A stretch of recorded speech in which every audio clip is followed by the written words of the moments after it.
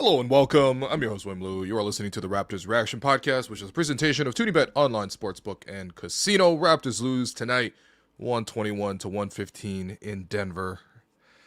It's a tough one, man. It's a tough one. Really, really wanted this one. A lot of Raptors played well. It was kind of a back and forth game. Raptors actually threw the first punch, then Denver came back, and it kind of just went back and forth like that. Raptors had, I think, a 9-point lead heading into the fourth quarter, but you know how that goes. You know the Raptors are going to kind of blow that a little bit. And I hate to say it, but the Raptors did immediately give up the lead. And all things considered, Denver is an incredible fourth quarter team, and you kind of expect it to certain degrees. But man, it was right there, and it was awesome to watch Brandon Ingram give the Nuggets buckets down the stretch. It was awesome to see Scottie Barnes play make and take over in the fourth quarter as well. Honestly, it was awesome to see Jamal Murray do his thing. To be honest, the least entertaining part about this game was watching Nikola Jokic, flop his way around the whole game and throw his body around at every slight contact. Meanwhile, he's allowed to just flagrantly throw people around. But again, that's part of the genius of Nikola Jokic. That's why we got to hand him another fourth MVP. He basically the Kendrick Lamar of basketball. You just open his mouth, give him another Grammy right now. But honestly, all that little bitterness aside, just about Jokic, it was an awesome game, and I think the Raptors came into this one with a pretty ambitious game plan. You have to be ambitious to play against Jokic. If there's one person that Darko's a bigger fan of than Scottie Barnes, it's of Nikola Jokic, who he's repeatedly called best player in the game and everything like that. And if you're going to play against the best player, you're going to have to come up with something really innovative. And the Raptors did that tonight, with putting Scottie on Jokic. That meant that they had to put Jakob Poeltl on Aaron Gordon. Oddly enough, they also put RJ on Jamal Murray. And I guess the whole idea of all of that is to sort of neutralize the pick and roll that typically they play between Jokic and Jamal.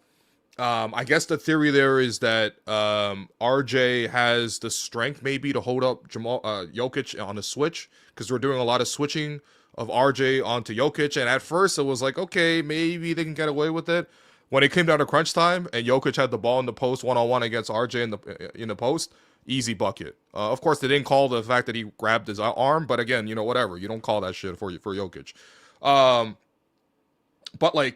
you had that. It was pretty creative. Honestly, when you ask Scottie to do a matchup like that against Jokic, you typically expect sort of a drop-off on the offensive end. And honestly, for a large portion of it, Scottie wasn't really doing much other than shooting outside jumpers and having to conserve his energy, because, again, he has to wrestle freaking Cocaine Bear on the other end.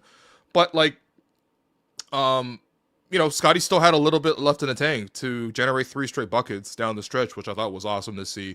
Twice where he was able to get his own bucket, a third time where he was able to drive, collapse the defense, and then, slide a very slick pass to Jakob, who got the and one. A lot of good action. And of course, Jakob was kind of like the unsung hero of this game. As well as he played against Detroit, which he had 21, 18, and 5. This one arguably even better. Similarly, he managed to play an extended period. Played 36 against Detroit, played 35 here in Denver. Multiple times where he was able to get the strip, get the stops against Jokic one-on-one. At one point, Jokic tried to shoot the ball over the backboard because Jakob had just basically blocked him. The previous play, same scenario, same spot, cut him off, and Jokic decided to try to go over the backboard. That didn't drop, but honestly, it's a testament to his skill that you would even think that would go in. Trying to pull a Kobe, basically, because Kobe's one of the only guys I've seen do that shot. But Jakob with the unsung hero. And of course, if you play against Jokic, the one benefit is that you're going to get to the basket a lot. I mean, in fact, Denver, they have to play pretty creatively themselves. I think this is going to be their undoing eventually, is just how much compromise they have to do on the defensive end. Because if you really notice with Denver, they basically play junk defenses, kind of like the whole game. With Jokic in the game, they played a lot of zone. Basically, Jokic sort of zoning in the middle of the floor. And you can kind of get away with that because it's like, okay, it's Jakob, he's not going to hurt you too much. But he can kind of hurt you still if you leave him wide open the whole game. And there's no rotation, no challenges by Jokic at the basket. And that's why, when the Raptors were able to get into the paint, and of course the Nuggets were very smart about how they zone, very physical, aggressive. Referees obviously got goaded into calling a very tight game. Um, and I think Denver is a stronger team, so that is going to favor them. But like, when the Raptors did get into the paint, when Bi was able to spin and go in for a dunk, when Scottie was able to get downhill, when RJ was able to get downhill, when even Jakob finding little gaps, like they were able to score at the basket, and the Raptors just lived in the paint. And honestly, that was enough to sustain the lead. A lot of the Raptors building that lead in the third quarter, where they had a fantastic third quarter. I think they had 41 points. Yeah, 41-28 in the third quarter. But the main reason the Raptors weren't able to sort of hold on to that is because Denver had the advantage from three. And of course, you expect that Denver's a much better shooting team. And, when I tell you that Denver shot 14 or 30 from three, you'd be like, okay, that's high, but it's like not that high. That's not that surprising. But it is surprising when it's Tim Hardaway Jr. popping off the bench with 7 threes. Even Bruce Brown knocking down 2 of 3. Like the fact that they got 9 threes from Bruce Brown and Tim Hardaway Jr., that's what actually swung the game. In fact, Denver's bench was actually much better than Toronto's second units, because the Raptors starting unit was actually much better than Denver's. That's why the Raptors got off to a good start in the first quarter when it was starters versus starters. And that's why they got off to a great start in the third quarter when it was starter versus starters. It was the transition lineups that really hurt. And again, I think to the point of junk defenses, Denver's backup, lineup when they didn't have Jokic on the floor, so it's Jamal and the bench guys, they don't even have a single guy taller than like 6'5". Like it's Jamal Murray, Tim Hardaway Jr., Spencer Jones, Bruce Brown, some Christian Brown was in that mix. Occasionally Cameron Johnson's in that mix. I guess Cam Johnson's 6'8", but he's functionally very small because he makes no impact out there. Like they were going to this like really small ball, and then just everybody had to really guard. And I give the Nuggets bench a lot of credit. In fact, I actually come away with a lot of respect for the bench because they were physical, they guarded, they took away a lot of the driving lanes. The Raptors had a really hard time executing and had to think about it, had to like really, really think about how to attack against the defense that was switching, that was like cutting off all the driving lanes. And it basically, the Raptors offense stalled both shifts, both in the second quarter against the Nuggets bench and also in the fourth quarter against the Nuggets bench. And that's what allowed Denver to come back in. After the Raptors, again, won the third quarter 41-28 to take a lead into the fourth quarter, the Nuggets popped out with a 12-2 run with their second lineup. And of course, a lot of that was Jamal, but a lot of that was also Tim Hardaway Jr. And yeah, those guys hit threes, they made tough shots, whatever. But the part I lament is the Raptors not being able to execute on the offensive end. And that's what really, really hurt them, because once you get into a close game down the stretch, you just got to figure that, like, how many games have we seen from Jokic, right? This guy has how many MVPs now? Like, I've seen this movie a million times. I've seen it at the highest levels. Like, they're going to execute, and they're going to execute a little bit better than you down the stretch. But again, like, I credit the Raptors for not folding either, because I've seen a lot of teams fold. I've seen the Raptors fold in this exact scenario. And of course, when Denver went up 6, the momentum was obviously on their side. The building was going in, and the Nuggets are also really locked in today. I mean, they just lost to the Grizzlies. Like multiple times, you saw a very veteran team really like rally the troops. I thought Tim Hardaway Jr., in addition to hitting the threes, was just super locked in with his leadership as well. And so the intensity was really high. And once the Raptors got down by 6, I'm like, all right, man, it's starting to feel like it's going to come apart. But I credit them because that's when the Raptors offense started going. And Brandon Ingram got a baseline, step back 2. That stopped the run there. Then he had a 3 on the wing to give, 5 straight points for BI. Then Scottie went on his little run as well. Prior to that, IQ had a little 5-point burst where he got a 3 on the wing, and then he hit a step back 2 as well. So, like, honestly, even though the Raptors folded and it's another fourth quarter fold you see from the Raptors, I kind of like that at least they salvaged it to a certain degree, and it became like a tied game down the stretch. And then unfortunately, Denver was able to out-execute, and the Raptors made a couple too many mistakes. But on the whole, like, I actually really liked how they played, and there really is, when it gets down to these like really top-end teams, there really are just the small details that the Raptors need to improve on. And that's where, when I reflect back on these games, like sometimes I get mad at them. This is not one of those games to get mad at the Raps. So I don't really think that that's valid. I think they played really hard and they lost against a better team on the road. That's going to happen. But I do think that the takeaway from games like this is that they are winnable because the Raptors played well enough, and honestly, they play well enough together as a group to get to that point. How do they execute, and what are the things they needed to improve on? And honestly, if they could play the Nuggets again in a rematch, what are the things you would redo for a chance to win that? But before I answer that question, I want to let you guys know that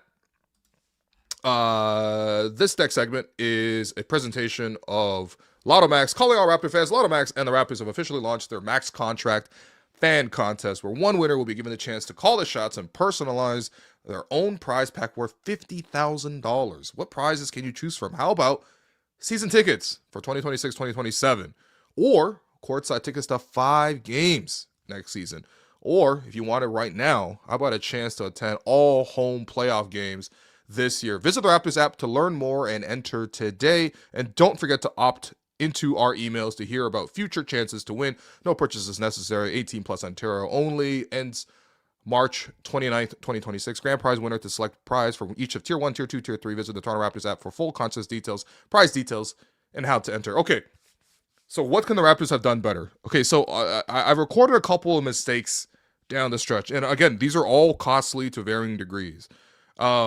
First, it was RJ being unable to get the rebound after both Brandon Ingram and Jakob Poeltl were, unwilling to contest a Christian Brown 3. And whatever, all things considered, you will let a Christian Brown 3 because he's not shooting as well as he did in previous seasons. But he missed a shot, which is already lucky enough because, an NBA player just got a wide open shot, like literally nobody contested. But then the rebound sailed past RJ. He couldn't reach it. And then it fell into the hottest player's hands in Tim Hardaway Jr. He knocked down the 3. That was a huge mistake. Another big mistake was the Raptors trapped the ball. So they were trapping Jamal Murray because he was so hot and relatively unstoppable. So they trap him at the top of the floor. Aaron Gordon came over the screen. Aaron Gordon slips out of the screen instead of setting it. And if you see that happening, the onus isn't on the two defenders on the ball because they're doing what they're supposed to do by forcing it out of Jamal's hands. The onus is on the backline defenders, whichever guy's in the corner. They got to get in early and quicker to read that and be alert because they can see the play happening in front of them. And Brandon Ingram got there too late, committed the and one, allowed both Gordon to get the layup and the foul shot. That's a big mistake. You also had, Darko using his challenge and also burning a timeout on like a very nothing play. I'm not necessarily saying that you could have used it for something else in a later sequence. It's hard to say that and it's hard to definitively argue that. But to me, it's like the Nuggets were able to win a possession with their challenge. They only used it once. They challenged successfully and they didn't challenge the second time. But they won a possession. For the Raptors to not get anything from their challenge in a game that it was one possession, that matters. And there had to be a different way, a different play, a different instance where that challenge could have been used in a more productive way. There was also the play where Jakob was trying to box out Jokic. Jokic, to be fair, Jokic throws, literally puts 2 hands and just yanks Jakob out the way. Goes to the opposite side of the lane after the rebound miss. And then Scottie is contesting the rebound against Jokic, and Jokic cocks his head back, and they give him the foul shots. He goes to the free throw line and makes both. Say what you want about it. I mean, it is obviously kind of a bad no call, or it's but I also think that in a sense, I don't really want the game to come down to who can box out on free throws. How about you match the physicality? And of course, it's one thing because it's I'm not saying that a 300-pound man pulling you aside with 2 hands isn't going to move literally 99% of the NBA out the way. But I do think that there needed to be, more of that. I mean, look, it's already the side of the rebound where you have 2 guys pinching in. So you have Jakob on one end, and then I think you had RJ at the top. You're supposed to be able to pinch in together and box out the man. And of course, again, that doesn't relate to the pushing and fouling, but that's what the players are going to be. There's going to be 50 free throws in games coming up soon that are going to have that type of play. And the refs aren't going to call 50 loose ball fouls. Okay. So, the physicality there was just massive, and it was a huge play because it turned it from a 1-possession game to a 2-possession game. Jakob Poeltl missing the 2 free throws at the end. Kind of a brilliant play by Jakob or by Jokic, because the play that happened. So the Raptors were down 4 at this point. There was a weird inadvertent whistle by the referee. I think they thought the Raptors called timeout, but the Raptors didn't call timeout because they only left on 1 because they burned 1 on the challenge. So they didn't call timeout. The referee thought they were going to call timeout, so he blew the whistle preemptively. He had to call everyone back, stop the play, and reset. And Scottie was like begging for the ball from the referee. I don't understand how the referee just gives it to Jokic every single time to quick inbound, but Scottie can't quick inbound. You know, like Scottie has to clap at the referee to get the ball. There was a play where the Nuggets quick inbound is so fast that they threw it down the court to Jokic, literally like streaking down the court. Like, I don't know, man. I mean, like, small little details. Again, like that's how the game is won and lost. Because like Jokic won like 5 marginal plays down the stretch, and that's ultimately how they got the win here, at least in crunch time. But like another really heads up play, but they inbounded the ball to RJ, and for some reason, or sorry, to IQ, and for some reason, Jakob came over to set a backcourt screen to get IQ some like momentum, which I think is generally fine. However, you can't do that because that now allows the invitation for Jokic to come over and just hack a yak. Because you can't foul a man away from the play. But if he's screening, he's literally part of the play. And so, yes, it's like a blatant foul. It is literally a push in the back by Jokic, but it's a very smart play. And to be fair, after 2 free throws, especially with Jamal Murray on the line, so you expect him to make both, I don't even know if it's smart to have Jakob on the floor for a play like that. Wouldn't you rather have substituted and put in Mamu in? Now, granted, that's a kind of a debate to have because it's like, what if Jamal Murray missed the free throw and then now you got Mamu boxing out Jokic on the foul line? If Jakob couldn't do it, Mamu's obviously gonna have a harder time with it. But you also know that you're down 4. There's a real chance a team like the Nuggets, who love to foul up 3, they'll probably foul you up 4 to prevent the 3. You kind of need your best free throw shooters in the game, right? And of course, like maybe the whole scenario is avoided if Jakob just doesn't go like way into the backcourt to set a screen, and maybe if any other player isn't as smart as Jokic and commits the intentional foul. But like the situation did happen, and Jakob goes to the foul line as a poor foul shooter, and he misses 2 in a crucial moment. That effectively ended the game. And of course, afterwards, Jakob fouling before the inbound as well. It's just the little details really do matter. And like I do think that like, look, you are playing against like a brilliant guy in Jokic. He knows how to sort of like, step over the line. He knows how to cheat you a little bit. The whole Nuggets team knows how to do that. They're champions. Like Bruce Brown was, Tim Hardaway Jr. I guess he wasn't champion, but he's a vet. Jamal Murray, Aaron Gordon, like these guys know how to get away with this stuff. And I think on the whole, even though the Raptors played well enough to win, this is not even the first time the Raptors played well enough to win against Denver and just lost. Every Raptors Nuggets game comes down to the wire, but there are those small little margins that you just really needed a better game management. And I think in lieu of having a really, really brilliant player on the court to manage the game, and and that's not to say they don't have smart players. Obviously they have Scottie, but like I mean like a guy who affects every possession, like a controller basically, like a Kyle or like a Jokic. Like without that on the floor, of course you're probably going to lose a lot of battles. But that's where you really need it from the coaching perspective. And like I'm not nitpicking Darko on this because that's just a challenge. Are you going to be able to beat some of these top end teams when it comes down to crunch time against the best players in the league? Are you going to be able to outmaneuver and outsmart a couple of things? And I do think that, like, again, he did a lot of really good stuff to put the Raptors even in a good position, right? Like, that innovative defense, like, they held Jokic probably below his averages. What did Jokic have tonight? 22 points, 8 rebounds, 9 assists. That's pretty, though. I mean, that's actually, an amazing game, but it's also, like, quieter than what Jokic typically does. But at the same time, like, what was the plan B? Because like, okay, in the first quarter, you want to do the Jamal Murray getting guarded by RJ, and then we'll switch the pick and roll, and we'll have RJ on Jokic, but we'll sort of live with it. If that's still the coverage with 1 minute left in the fourth quarter, and then you're also not going to send help, I mean, honestly, you can't really send help against Jokic because he's going to find the open man, and the Nuggets are very good at converting. So I understand you're in like a bad scenario anyway, but like, man, that might be the time to like change up some of the coverages at that certain point. And of course, like a lot of this happens on the fly. The Raptors didn't have their extra timeout because they wasted their challenge. But you see how these little things like compound on each other, right? We didn't use the challenge productively. We didn't put the substitution in correctly. Like a couple of these small details. And again, like they won, and they lost, and they could have won. But sometimes it comes down to those details. And if it, you can kind of say it's like, oh, it's okay right now. The team's on the come up. Look at the bigger picture. Yeah, that's fine, but like we're about to look at the most granular thing possible. We're about to go in the playoffs. In fact, this is a playoff chase. These little margins do matter, and I do consistently feel like part of the reason why the Raptors blow so many of these fourth quarter leads isn't necessarily just because of this or that. It's also because of the small margins are not maximized upon. And I maybe wouldn't complain as much about it if I didn't again watch a decade of Kyle Lowry basketball, who was a genius at managing these things. But you kind of need a little bit of that, especially to win the game. The other big gripe that I had was, okay, the typical rotation is, and everyone knows this if you watch enough Raptors, but the typical rotation is Scottie's the first guy to sub out, right? And then he returns late in the first quarter, and then he starts the second quarter. And typically BI plays like most of the first quarter, most of the third quarter. And I understand that that's the typical rotation pattern. However, I do ask this question.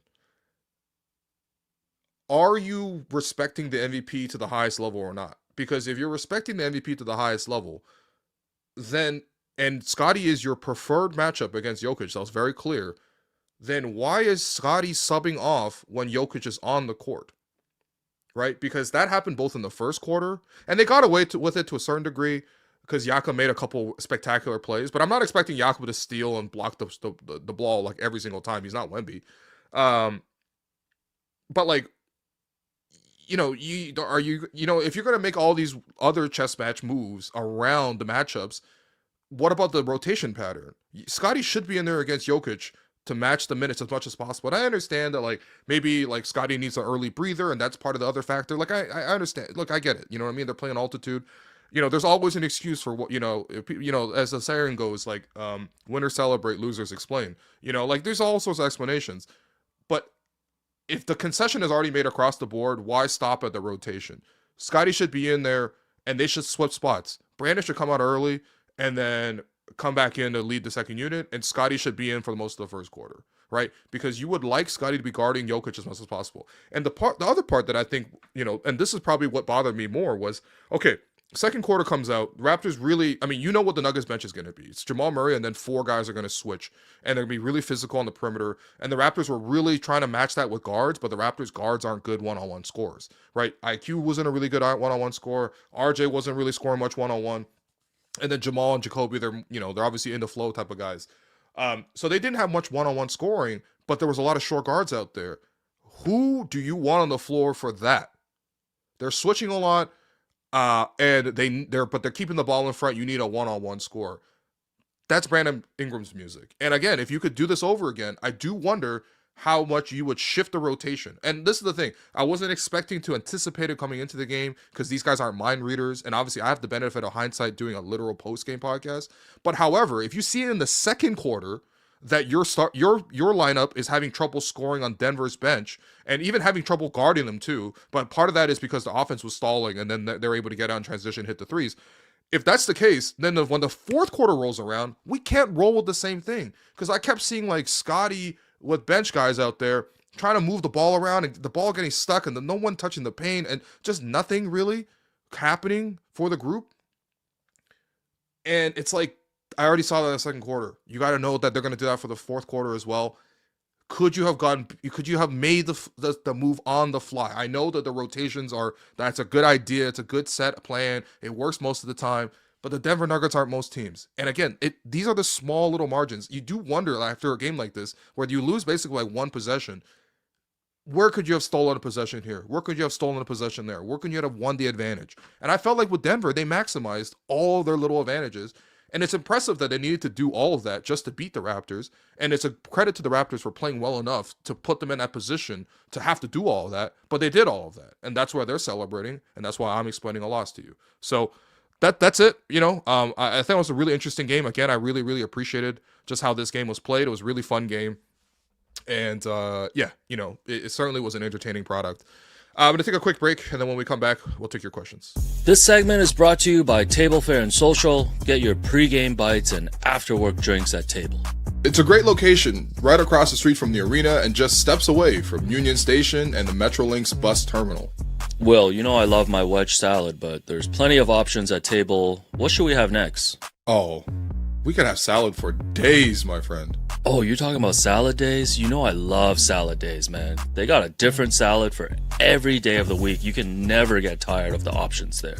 Oh yeah, I heard about this place. This was your go-to lunch spot forever. You always said the lettuce was so crispy. Man, it's so crispy and fresh, and now this can be your go-to meal before Raptors games. I like that. Grab a pregame salad at Table Fare and Social right across from the arena. Okay, we're gonna take your questions here in the chat. Karem has been collecting a lot of them, so yeah, we will see that soon from you guys. I think maybe just even for me to state the record, because I think sometimes people see me in a certain way, or maybe I don't really see myself clearly, and maybe you guys do. But like, I'm not mad at this loss. Like, I'm actually like, I really liked the game. It was hard fought. Raptors were obviously underdogs. They lose the game. They're not as good as the Nuggets. I understand all that.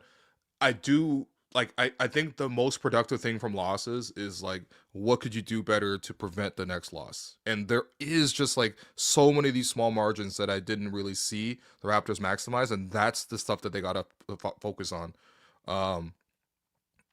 Going forward. So yeah, it's like that. It's like communicating on switches. It's difficult because the Raptors had to play such a tricky game plan and a tricky opponent today that it forces you to think. The Raptors kind of lost a lot of this game on not being able to think as quickly as the opponent. But again, that's part of the experience of having to play these tough games. You either develop those instincts and develop these reps, or you get caught up on them, So anyway, we'll take your questions. But fun game. Seriously, it's a really fun game. Justin sent in $7. Thank you. Feels like Shed was kept in too long at the end. Quickly was on fire and only got subbed in with a couple minutes left. Weird decision. Yeah, I mean, okay, this happens a lot where, again, when you're trying to diagnose like the common patterns that happen in a lot of these fourth quarter collapses, Jamal has been in a lot of these where it's like, there was that play where he took like 3 shots, missed them all on the same play. It felt like, or like, even if he's out there for defense, but Jamal Murray's like easily scoring on him. This guy getting punked by Murray's in back-to-back weeks. It's tough life for Jamal right now. But yeah, I mean, like, I know what the idea was from Darko, which was like IQ had started the fourth quarter, so, he needs a bit of a breather, and then he come back in, and you're hoping for like a timeout or like a stoppage in play or like a free throw. Like, it's a gamble for sure, and typically there would be a stoppage in play, but it just so happened that there wasn't a stoppage in play for like the longest time in that stretch. Again, part of that also comes down to that challenge. Like, if you make the challenge, there's a real chance you lose the timeout. And like, man, timeouts are very valuable in the fourth quarter. So like, if obviously one way to make sure you do the substitution is you call the timeout, but it's like you only had one timeout because you also burned one on a bad challenge. It's like these things all go together, right? So they all go together. So refs just took the air out of a hype game. I mean, yes and no. I mean, look, okay, yes, there's some things I was frustrated with. Like, again, like I started the episode salty about Jokic. Like, I understand people were, upset with the loss and everything, but I don't think this was like, like the game wasn't stolen. I think it was like a really good game took place. There wasn't even that many free throws. And I think, again, like this is part of like learning to play with physicality, which is essentially learning how to cheat the rule. You know what I mean? So it's, I don't know. I don't think it took the hype out of the game. The hype in the game was pretty great. So.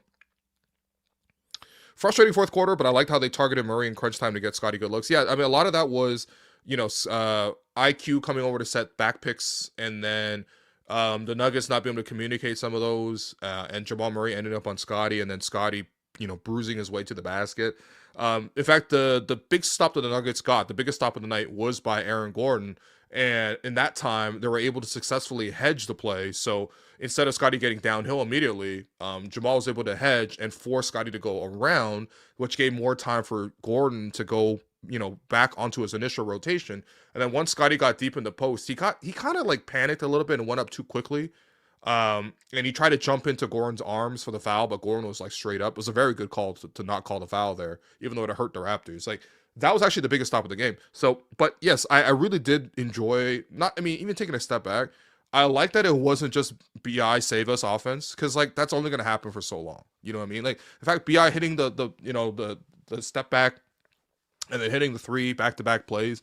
That's what, took the Raptors back from being down 6 to being down 1. And then Scottie, kind of took it the rest of the way with a couple of his buckets. Like, that's where, like, I there's always going to be different instances, different matchups, different energy, foul. Like there's all sorts of stuff. Coverages, obviously, by the defense, but you know, I know that gear's in Scottie, man, and he chose it at flashes in the fourth quarter.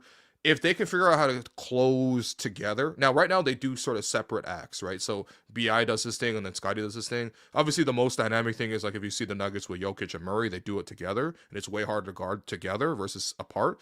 But if I can't get together, and realistically there isn't much two-man action that they can really run between Bi and Scottie, they don't really do much of that anyway.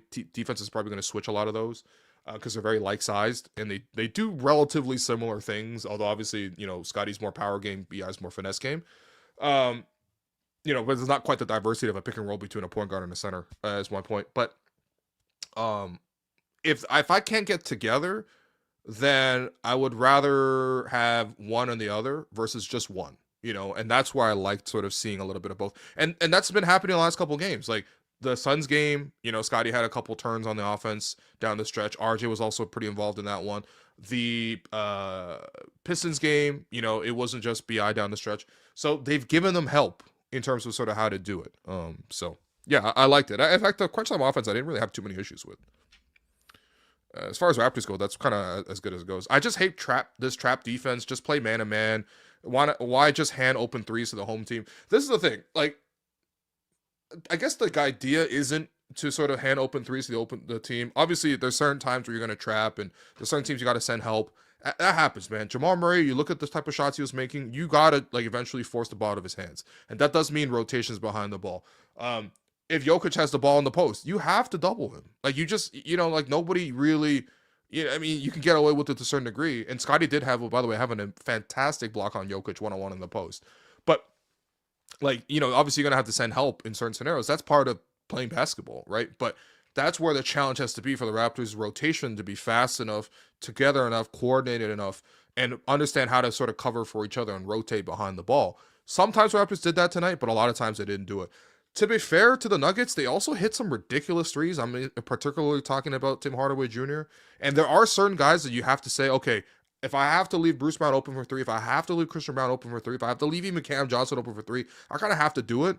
And credit to them, like especially Bruce Brown knocking down 2 threes and tipping the cap Cowboy style, like that kind of pissed me off because I'm like, you weren't doing that for us. But like it is what it is. Like you have to tip the cap literally back to him because like we left you open for three and you knocked it down. That's well played. I think the difficult part for me is the moments where the Raptors allowed threes that weren't a product of doubling, because of how they played tonight and how tricky the opponent is. They had to do a lot of switching, and a lot of times the Raptors screwed up on the switching, and it was top down. Like even Scottie screwed up on 2 switches that allowed threes. But a lot of times the Raptors just weren't communicating on how those switches were going to happen.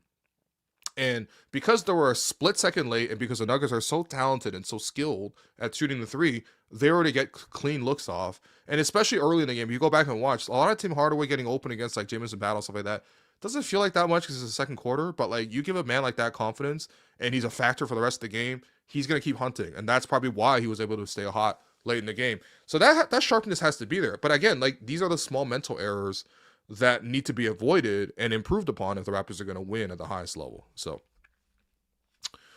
lots of stuff that Jokic does to the opposing team during the game reminds me a lot of Joel Embiid. They see what they can get away with. I mean, it is a great shame that Jokic has been corrupted and does more. But I mean, again, I think honestly, a lot of flopping and exaggerating and whatever you want to call, like basically like playing with the rule, and the commonality is honestly smart players do it. The smartest players do the most cheating, and I don't know if this is like a game theory thing, but it's just like genuinely that's just how it is.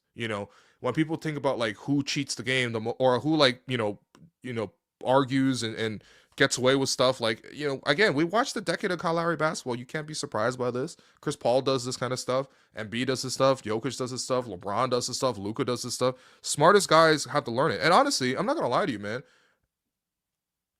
I don't want to say the Raptors got to be corrupted, but Raptors got to learn how to flop a little bit too. Raptors got to flop a little bit too. And, the closest the Raptors get to flopping is Scottie yelling A and throwing his hands up. But, like, that's very different than the stuff that, the other guys are doing. I guess I'm not challenging the Raptors to flop because I do like the integrity of the game, but I also like winning more than the integrity of the game. And honestly, I see the comment here. It's bad for the NBA. I mean, yeah, but I mean, like, you're putting the refs in an impossible situation sometimes. So, Yak was so strong, especially that reverse layup and one. Yeah, Yak played amazing. I mean, Yak plays, has a big impact on this game. Certainly. I think, again, he was on a really difficult matchup because he was asked to guard Gordon. The Nuggets the thing with this is, like, okay, you can play a tricky defense against a lot of teams, and a lot of younger teams, less, like, experienced, this probably works, and the Raptors probably, like, cruise to a win because they played so well. The thing is, the Nuggets have seen every innovation. You think you're the first team to put a forward on Jokic and a center on Aaron Gordon? Please. They play the Minnesota Timberwolves how many times now, right? That's the strategy they play, right?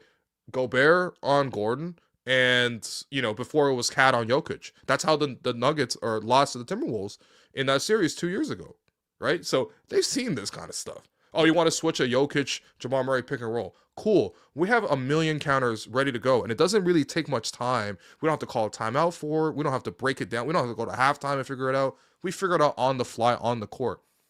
That's what makes this team great. You know what I mean? Is that processing. And I think that's what made the Raptors really brave for trying it. But I think ultimately it's like, this is the first time the Raptors are trying this. This is like the millionth time the Nuggets have seen this, so. BI not touching the ball the last 4 possessions in a 1-score game is insane to me. He scores 5 quick points to give us the lead under 4 minutes and hasn't touched the ball since. Yeah, I would agree with you typically, but, like, I don't think he would have done better than what Scottie did. I mean, Scottie scored 3 out of 4 possessions, right? Or he created 3 out of 4 possessions. He got 2 buckets, and then he got the and one for Yak. That's 7 points out of 4 possessions. I don't think BI was giving us more than 7 points in those 4 possessions, and, like, yeah, I don't know. I think my bigger thing with BI was I just thought he wasn't aggressive enough and he wasn't involved enough in the first half. And I tweeted this out, and people sometimes jump on it. I guess people see it without context. It is what it is. But I stand by it. It's just like Brandon Ingram was sensational, right, earlier this week or last week. Back-to-back 30-point games. 70 points in 2 games. He was huge against Pistons. He was huge against the Suns. Obviously, he actually basically made every shot against the Bulls, but they didn't really even need that. Obviously, the Chicago sucks. But, like, my thing was he was like a non-factor in the first half. He wasn't really doing much defending. He wasn't really making much of an effort on the offensive end either. He was turning the ball over with some of the passes as well. In fact, that was one of the Raptors' first issues, was committing too many turnovers in the first quarter. That spoiled the early lead, was all the turnovers. But, like, BI had like 4 points in the first half. And, like, as soon as the third quarter came in, he locked in and he had 8 points. And it's like, and look, I'm not critiquing BI for, like, he can't do it. I'm not saying he's a bad player. But, like, I think maybe a lot of context because Lotzkus is literally, just social media. But, like, he's obviously a great player. That's why the expectation is for him to be a great player. And I understand that, like, the Nuggets were playing, pretty aggressively and throwing 2 guys at him. Well, and again, this is like, you're comparing him to the highest standard. But you throw 2 guys at Jokic, what does he do? Jokic's like, cool, I'm gonna get easy buckets for other guys. And there's obviously a huge world of difference between how Brandon passes and processes the game versus how Jokic does it. But too often, it's like Brandon is handling 2 guys on him, and he's just not being able to play make creatively. It's not like the Raptors weren't hitting threes around him. You know what I mean? Like, Jakob was hot. I mean, Jameson's out there. IQ can hit some shots. RJ can hit some shots. Like, he just wasn't playmaking well. And it kind of took him out of the offense entirely. When he reinserted himself back into the offense, and maybe they made some halftime adjustments. I'm not entirely sure what the discussions were. I'm obviously not in these locked rooms. But when he started, putting his impact in the game, the Raptors got back into it. So, and took the lead again. Darko kept playing Shed and RJ in the fourth quarter so long. You need a guy to shoot, but he didn't play Walter. Yeah, I think Walter subbed out maybe 4 minutes left. It, no, I think that maybe in the first half. That might be the second quarter. Yeah, Jacoby was playing excellent. Jacoby was playing awesome. Being super aggressive from three. I loved it. Like there was moments where he was sprinting to the corner and then instantly catching and shooting from three. Um, yeah, I mean Jacoby played great. Attacked the basket as well. There's like lots of good stuff that Jacoby did. I think maybe he was getting steals. Again, he's got that signature move where as soon as a guy turns his back and it's not Jacoby's man, Jacoby runs over and somehow is always there right on time to pick the ball clean on the spin. He's been doing that since Summer League, by the way. That's why you got to watch Summer League because like shit really happens and you really got to see all these things. I remember being like, actually it was Raptors Nuggets in Summer League and Jacoby had like 7 steals in that game. And I was there to watch it, and I was just like, "This is like a thing. This is a thing," and it's very cool that months later, it's still a thing, but against the real teams. Um, but like, yeah, like it's I don't know if I would have closed. The Jamal's on the floor because you need the ball handling and like somebody to set up other guys on offense, and I guess Darko's literally on record earlier this year. Where he challenged Jamal, like, why can't you be the best on-ball defender in the NBA?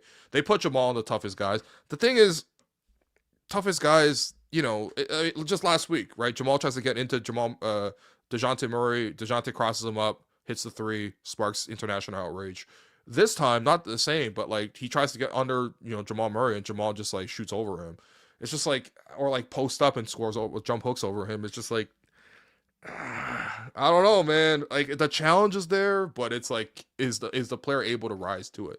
And I understand trial by fire, I do, but again, like maybe I don't know, because the thing is, Jamal was so tough. Like Murray, like he was scoring on Jacoby as well.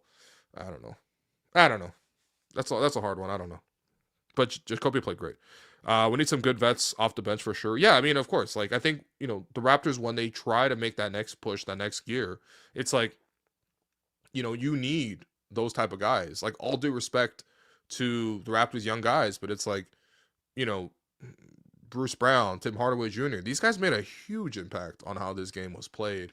And again, like winning time, the Raptors know that. The front office knows that too. Like again, this team is not built to win like seriously this year. It's built to see which young guys can sort of contribute and can they sort of form a winning product. And like roughly they're doing that, right?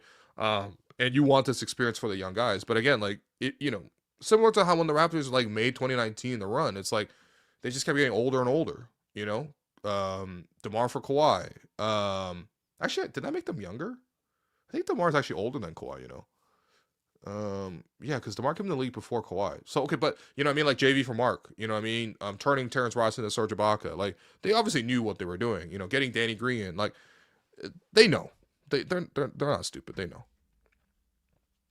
We miss CMB in a game like this. Yeah, absolutely. I think because like you even notice there were small moments where they obviously don't really trust Mamu on defense, and fair enough. Like he's not a good defender in that sense. But like if you had CMB in this game, and I think CMB was like doubtful. I think they were really hoping to have him available for this game. Unfortunately, I guess his thumb is still an issue.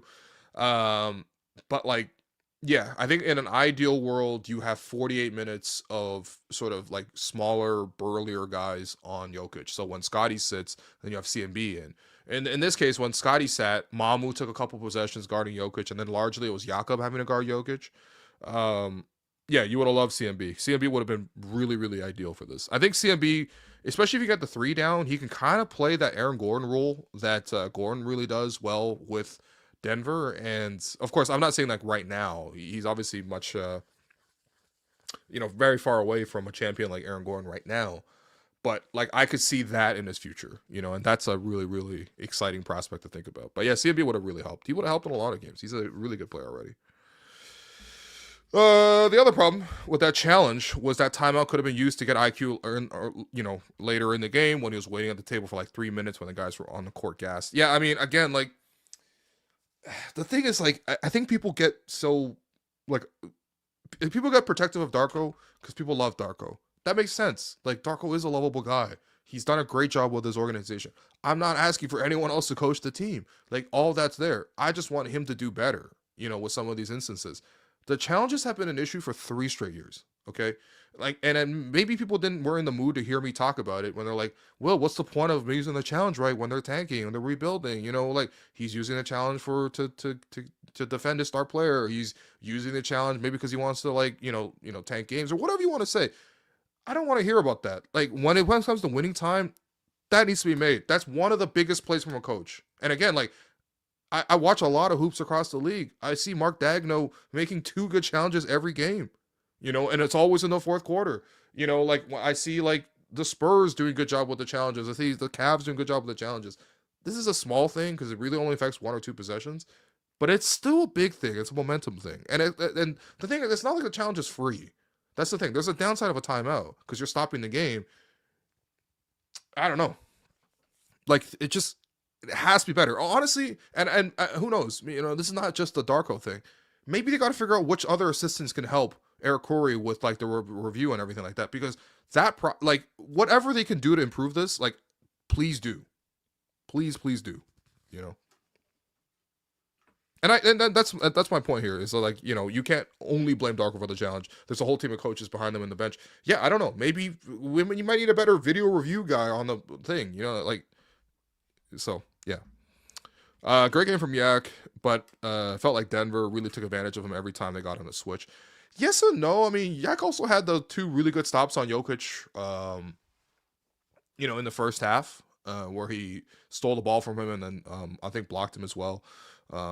Even the play where he forced Jokic to shoot over the backboard. I mean, Jokic so audacious, he probably would have done it, but or probably would have made it in a different instance. But yeah, I mean, I think the harder part for Yak was the awareness to, be able to sort of defend Gordon on those slip outs because Gordon was able to roll behind him a couple times. And obviously Yak is very help conscious. The focus is Jokic. The ball's a magnet, like all that's going to happen. But there were a couple instances where he was, slipping behind or he was leaving guys open for 3. It's going to happen. It's a very unusual rule for Jakob to play. I'll say that much. But again, like you play the best player in the league, you're going to need something like that. And that's the challenge, is to think the game smarter than the Nuggets. It's very hard to do. Very, very hard to do. So many people here are acting like the team played like shit. Meanwhile, the Nuggets got every call in the book tonight. Yes, mistakes down the stretch, most by the coach, but overall good game. Yeah, for sure. I mean, I don't know. The thing is, I guess, I don't know. I guess I should have some self-awareness. Like, clearly I set a bit of the tone here in terms of like how the conversation goes. It's largely a one-way conversation. And maybe sometimes my passion gets interpreted for like anger. Like I'm not angry at this game. I think I've tried to say it a couple times now.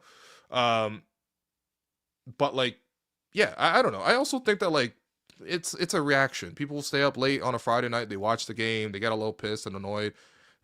I think a whole exercise of watching professional sports, something that really has nothing to do with us, is sort of this exercise of like, getting to feel something, emoting, reacting, and it's a cathartic process is my point. You know what I mean? So I also don't necessarily see, unless people are like really being unfair and like attacking people, that like, just let people feel, you know what I mean? That's all.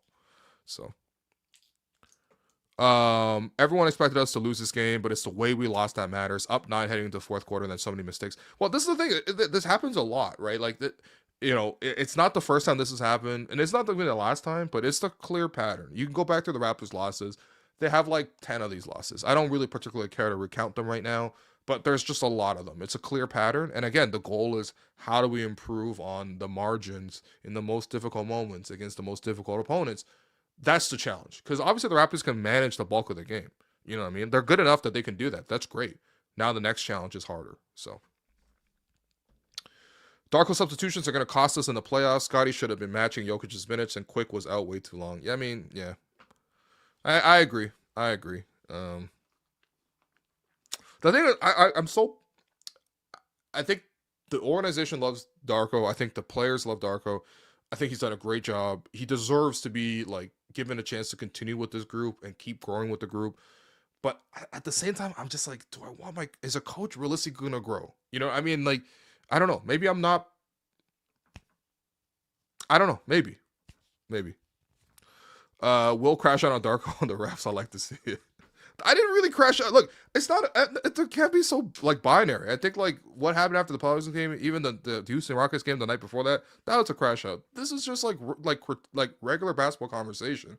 I think that like again, I took the little break to like let you know that like there's a couple things I wanted to see the Raptors improve. There's some of the mistakes. Here's some like tangible like things they could have done better. That's not a crash out. That's not even that's just a discussion. Like I hope like coaches in the like I hope the assistants have similar discussions in terms of like we could have done this, we could have done this, maybe in the future we do this and this, and we sort of hardwire those sort of improvements in. That's all. Jokic is a 2-time MVP. He gets calls. Scottie hasn't even won a playoff series yet. He needs to stop acting like he's the best player in the league. I could see the frustration. I could definitely see the frustration on Scottie's part. There was a lot of physicality. There was a lot of bumping. I do think that for the most part, Scottie's done a much better job this season, as compared to previous seasons, of like sort of allowing the whistle and the referees to distract him from the game itself. So I see it more as a specific instance versus like a general pattern. So I guess I'm giving him a pass tonight. He also had the hardest job guarding Jokic. Our offense slows down so much in the fourth and it kills us. To be honest, like I would agree with that but only in the first half of the fourth quarter. Because once it got to BI, once it got to Scottie, and they were able to sort of get down, like, get to their spots and operate, right? Largely on the left side of the floor. The part that I thought really killed them was the offense to start the fourth quarter. That's when they lost momentum. And the start of the fourth quarter has been just as much of an issue as the end of the fourth quarter for the Raptors. Because you've seen the Raptors blow a lot of games, but sometimes they blow in the start of the fourth, sometimes they blow at the end of the fourth. In this game, again, like I already mentioned, like maybe you flip the rotation around because again, it's a matchup thing, right? Okay, if Denver's gonna go out there with 5 guards and gonna switch and be physical, then you probably want to put your best one-on-one scorer out there who's tall and can shoot over guys in Brandon. Does that change the game? Maybe, but I guess even logically it makes more sense to do that, right? I think the hard part is, especially down the stretch, it's going to be a half-court game. You're not going to score much in transition. It's very, very occasional. You basically have to make like a sensational defensive play to even cause a turnover at that point. Game slows down in the fourth quarter. And honestly, when the game slowed down, the Raptors got a couple buckets. The Nuggets got a couple buckets. That wasn't even the bigger issue to me. So it was the start of the fourth quarter. That's what killed them this time. To be honest, the biggest complaint is those extended shed minutes in the fourth quarter. That's just bad. The kid had 3 chances to score 1 and open corner 3. Yeah. Okay, one thing with Jamal with the shooting threes, and I really noticed this over the course of watching the season, but it became super apparent to me even just watching him at Fan Day. And there is a video. I did shoot the video of the entire 3-point contest if you want to see it. Jamal wins the 3-point contest, by the way, and hit a bunch of threes. If you notice, there are certain threes where his hand just like his release hand, which is his right hand, he'll shoot it and then he'll just like wave it off to the side. And then there's certain ones where he holds it more in the front. It cannot be a coincidence that the ones where his hand drifts off to the side are way more likely to miss than the ones where he holds his form. Like it's a small thing, but even if you notice the 3 that he missed in the fourth quarter tonight, and I know very few of you are going to go back and watch for this specific or even watch for in the future, but I'm just telling you, when the arm starts going off to the side, it just, I don't know.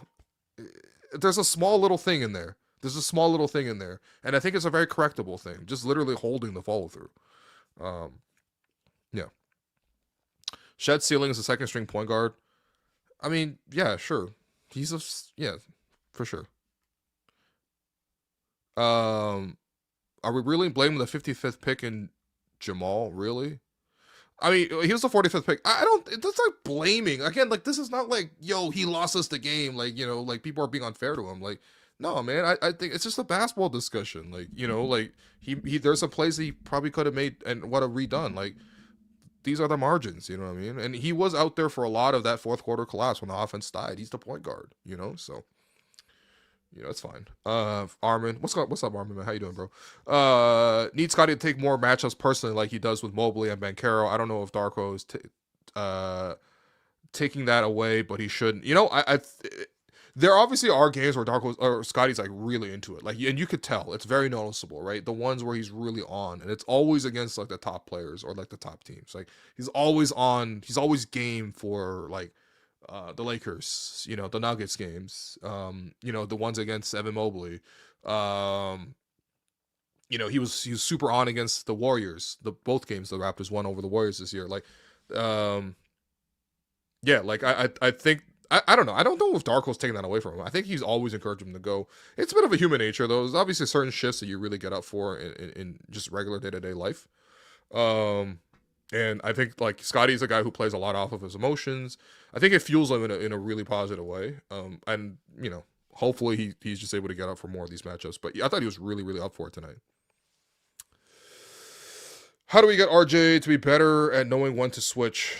I think honestly, okay, so one small thing you see from RJ sometimes, if the camera pans to him in this moment, which is before the game, he'll do this thing where he'll literally like mimic like turning an invisible switch near his tempo.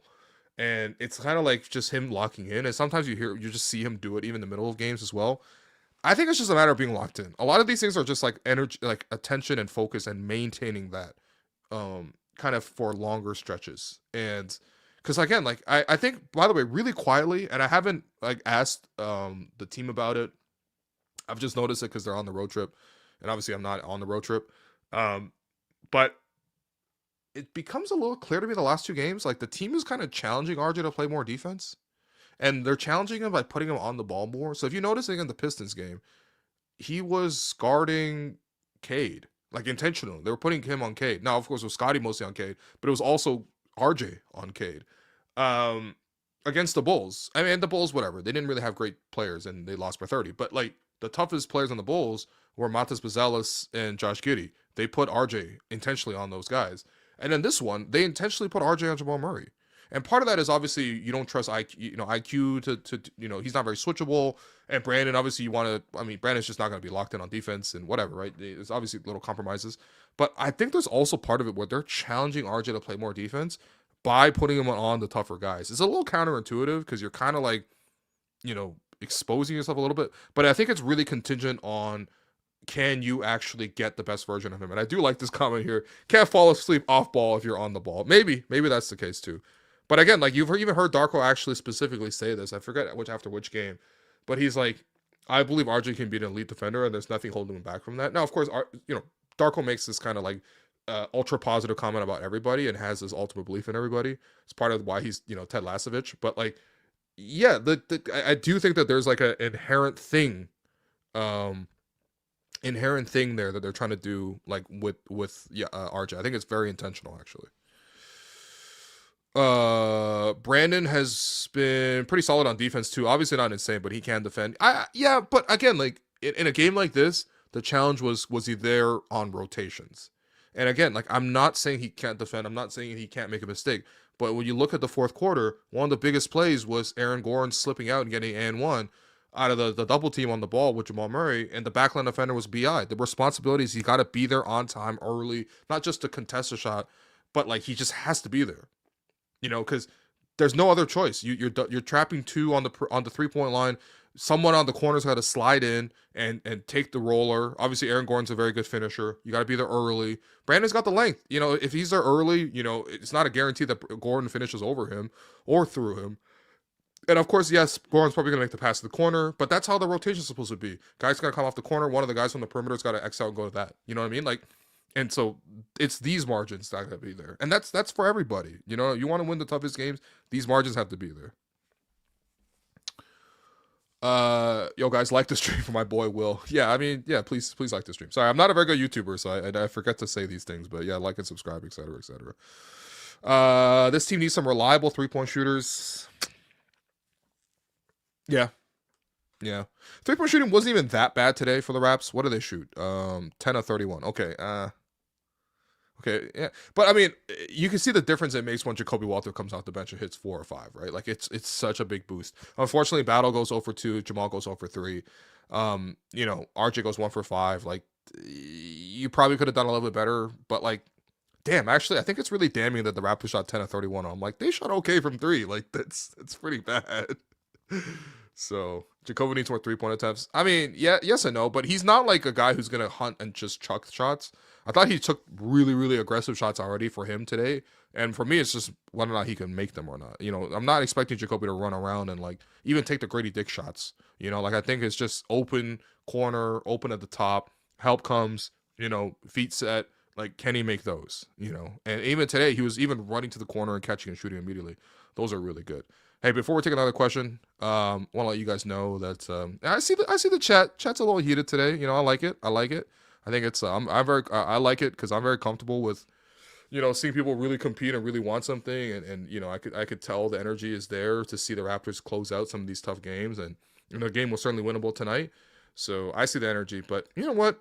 I guess I gotta remind you, basketball is very stressful, especially very stressful when you're in a playoff race.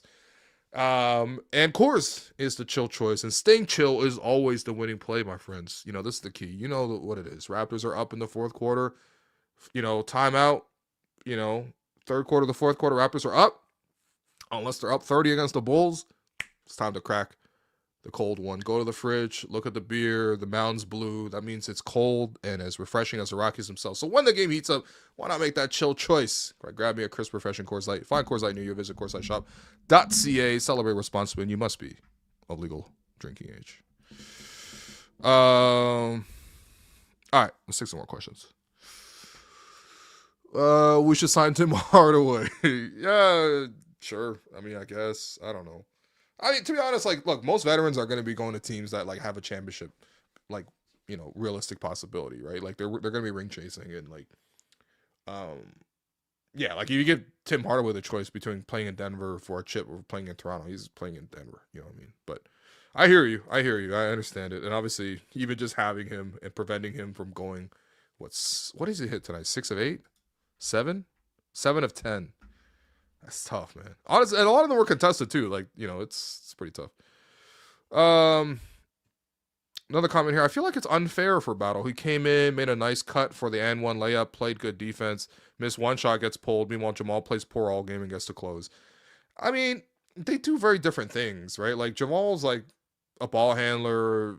He's on the floor for the defense as well. I mean, to be fair, his defense has not been it's not been good enough, let's say. It's not necessarily stopping the other team from doing what they're doing. But I think Battle also, I don't know. I saw him, screw up a couple coverages for threes as well. So, I don't think it's he did too many bad things and therefore he has to be benched. But this is apples to oranges comparison. They needed a point guard on the floor. Didn't necessarily need an outside shot.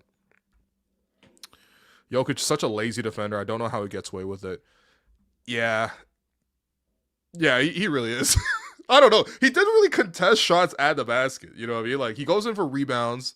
And, that's obviously part of defense's closing possessions. And he's obviously a fantastic rebounder. But, he just doesn't really jump much. And it feels like he doesn't really want to take the foul either. So, like I said, the Nuggets basically play junk defense for the entire game. They play basically one-man zone with Jokic in the middle. And 4 guys basically trying to just prevent people from getting into the paint. Because once people got to the paint, he wasn't going to contest it. And then off the bench, they were playing five small guards. So you can't even necessarily play a regular defense. I think part of it is too is I've been watching a lot of Nuggets games, especially ever since Jokic came back from the little injury he had. Doesn't really feel like he's 100%. And that concerns me because the Nuggets aren't going to be able to rest him at all. He also needs to keep playing for the 65 game rule, whatever. But ultimately, yeah, it's just, it doesn't look good. And if I'm the Nuggets, I'm pretty worried because I got to play a ton of minutes, put a ton of minutes on him. I can't rest him either. I'm in a tight playoff race, and I might have to burn him out basically before I even get to the playoffs itself. So I don't know. I would be a little, I mean, I'm sure Nuggets fans are worried too, but I would be worried if I were a Nuggets fan. Darko needs to break his script when it comes to lineups and just trust your best players. Yeah, I agree with some of that. I mean, he did extend the minutes for a lot of his guys tonight, so. But I think it was rotation patterns. The pattern. So a comment here, couldn't believe the cost of Tempo tickets. Hey, you support women's basketball or not, man? You know what I mean? I'm tired of undersized guards. I mean, look, the trade-off of undersized guards is that typically, I mean, it's not always true. It's not necessarily true for sure, but it's usually smaller guards. They're quicker. They're more offensively gifted. They're better shooters. The tough thing is if you have small guards and they're not necessarily killing it on defense and they're not really giving you much on offense, then they're kind of pointless in that degree, right? So. Every time I see RJ Barrett playing against the Nuggets, it's a fat Raptors L. Okay. I don't know why. I don't really see why people are blaming RJ too much for this. I mean, to be honest, like he didn't really hit the threes on a high level tonight. He didn't really play like an excellent game or anything. But I don't know, man. It feels rude to say. We got $10 here. Appreciate you guys. Darko had Siakam standing in the corner year one, and now he has Scottie doing it. The offense looks way better when they're hunting mismatches for Scottie, but it almost never happens. Why? Okay, so a couple things. Number one, I think the Pascal standing in the corner thing is you have to consider a bit of the context. Like I'm not putting that entirely on Darko, and what I mean by that is the context of that is the Raptors are clearly trying to trade Pascal. In fact, I would even say they're almost going as far to antagonize Pascal into accepting that his life in Toronto was over, basically. And so, look, Darko comes in, he's new to a job. It's his first ever head coaching job in the NBA. And Masai is like, hey, man, we're going to trade Pascal. We're going to promote Scottie into that position.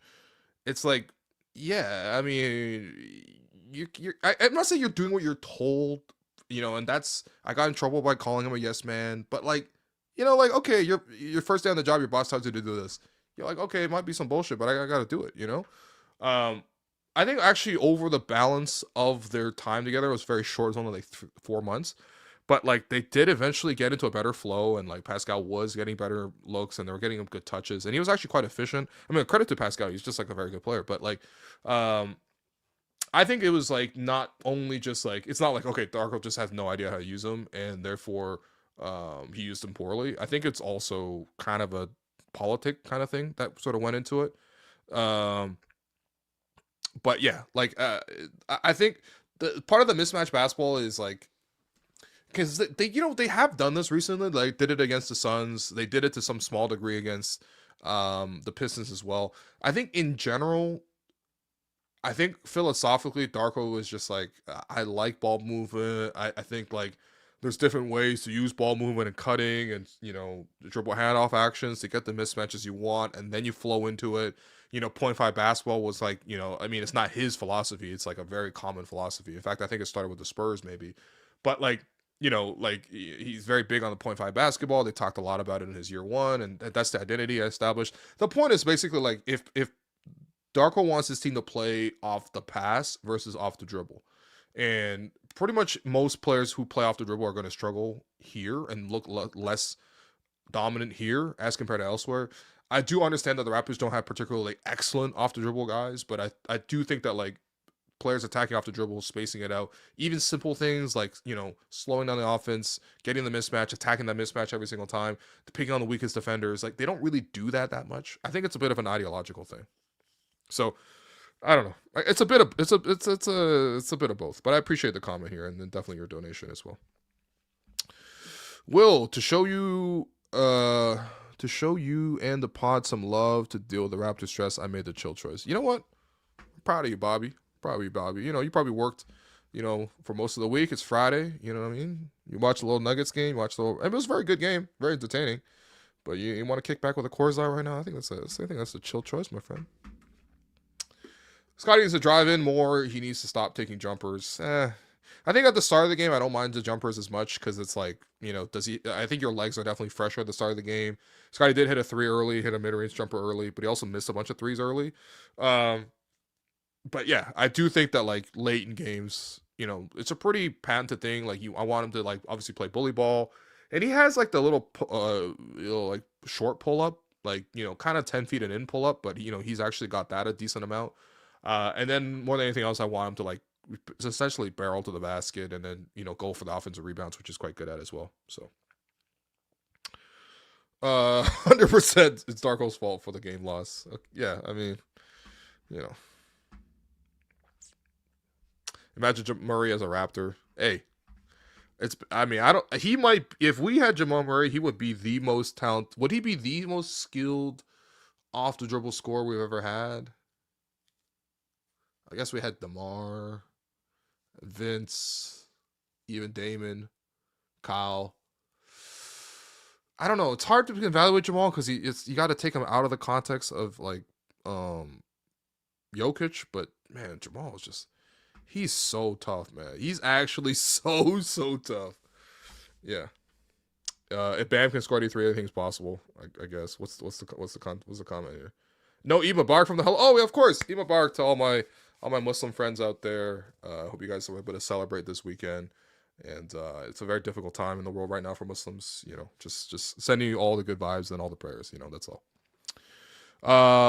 What happened to the new podcast studio a month ago that was said to be ready? Don't worry, it's being built. Okay, it's being built. I actually have a couple people actually sending in donations for set designs and things like that. Don't worry, we'll get it done. We'll get it done.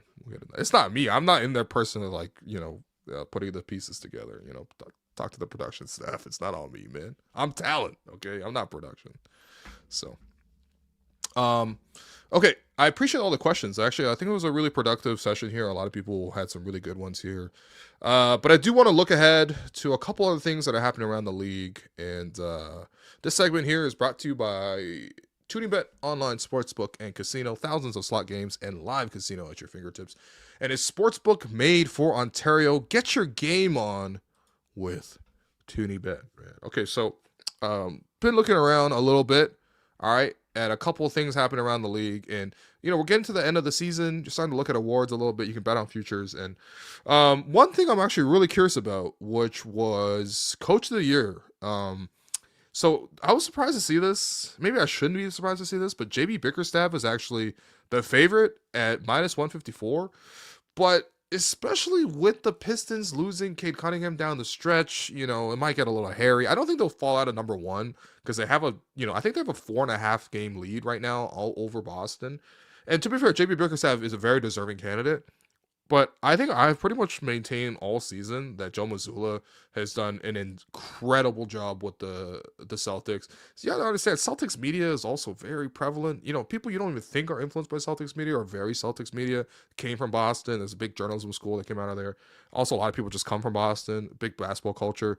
Anyway, I actually think Joe Mazzulla is going to win Coach of the Year. In fact, if I had to give a choice, I would actually give it to Joe Mazzulla. But he's actually plus 170 to win Coach of the Year. So, you know, that'd be interesting. By the way, I don't see Darko in the top 5 here. I see Mitch Johnson at plus 1,000. I see Charles Lee at plus 1,900 and Jordan Ott at plus 3,900. So I don't know. Darko, I guess, is a dark horse, but you know, actually, maybe in a different year he could have got a little bit of love for that too. But yeah, I will go with Joe Mazzulla. And you're giving me favorable odds there. So make sure you hit up ToonieBet.com for all your sports betting activities. ToonieBet is licensed and regulated by the AGCO and iGaming Ontario. 19 plus Ontario only. Please play responsibly. Okay, I'm going to wrap up here because it's rather late, and I'm going to try to go wake up early in the morning to watch Liverpool versus Brighton. Probably Liverpool. Probably going to lose that game. I'm kidding. We just had a nice Champions League performance. Unfortunately, Salah, get well soon. Picked up an injury after scoring a worldie. But I'll try to wake up for that, and then of course afterwards I got some dim sum plans. You know, it's Saturday in Toronto, baby, and it's above zero. Okay, that's good enough to try to go out now. So, 3 stars to wrap out and close out the episode. First star, honestly, I give him the first star to Jakob. Jakob played great, 23 points, 11 rebounds for Mr. Poeltl. I think that's is that 3 straight first stars for Jakob? Jakob's been hooping, man. I thought he played great against the Bulls as well. Obviously played great against the Pistons.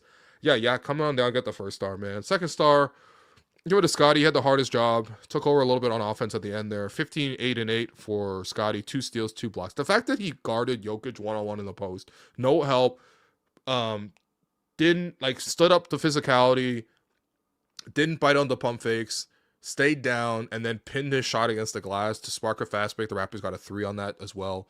I think Mamu hit Jacoby Walter on the sequence. It's just, man, really. Again, just appreciating how hard of a game it was for Scottie. I think 15, 8, and 8 with 2 steals and 2 blocks was a very impressive game for Scottie. And then your third star, I'm going to give it to Jacoby. Young Kobe off the bench, 14 points. Knocked down some very timely threes. Played some very good defense. You know, very excited for Jacoby. And he continues to ascend here at the right time for the Raptors. He's really made himself into a go-to option off the bench right now for Darko and his staff. Your Gerald Henderson Award, I wish I could give it to Bruce Brown too, because Bruce Brown also killed us, but it's got to be Tim Hardaway Jr., man. 23 points, 7 threes off the bench.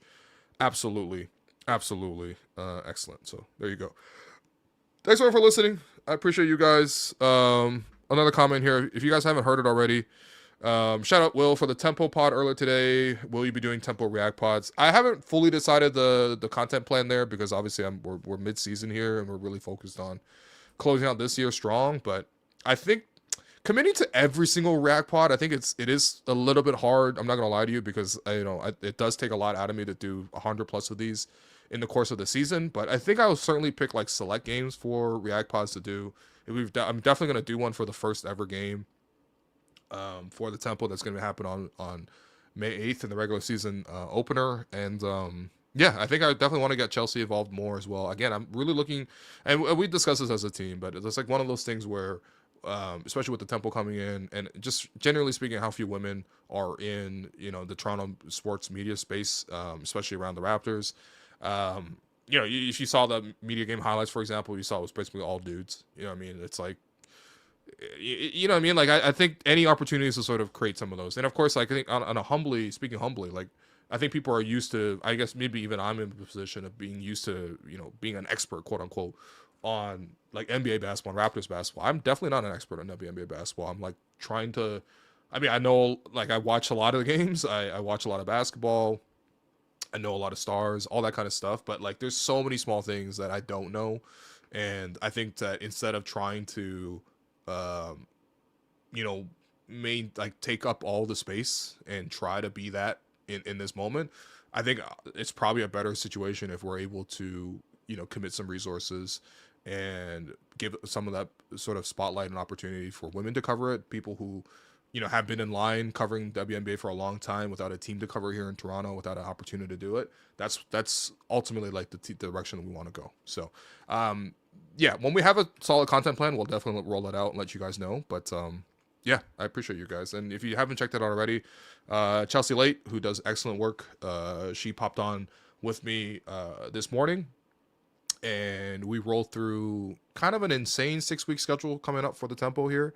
But yeah, she's super knowledgeable, asked her very basic questions, asked her very specific, complicated questions. I think if you listen to that, you would get a really good sense of what's coming up for the team, and we'll certainly get lots of Tempo coverage up on this program, and I think we'll get Chelsea very involved in one way or the other. So I appreciate all of you guys. Appreciate it.